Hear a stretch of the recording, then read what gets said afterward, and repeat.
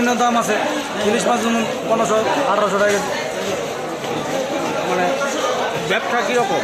ব্যবসা মানে সে এরকম নেই, মানে দরবাজারে যেরকম হয় এরকম নাই, একদম মানে কম। জায়গা জায়গা বাজার হয়ে গেছে, জায়গা জায়গা মানুষ।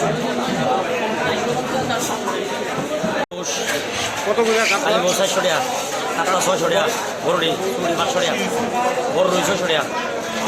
কীরকম চলছে ব্যবসা? ব্যবসা কীরকম চলছে? আছে মোটামুটি। অন্যান্য বারের তুলনায় এইবার ও কাস্টমার নাই তো বেশি। বাজার হয়ে যায়, কাস্টমার কম তো একদম। কম হওয়ার কারণটা কি? দেখতে বুঝলাম না। 500 টাকা লোকাল গোয়ের মাছ। কীরকম চলছে ব্যবসা?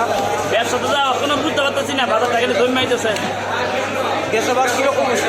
গেছে তো ভালোই ছিলাম, এবার আশা করি ভালোই হবে। কিছুক্ষণ অপেক্ষা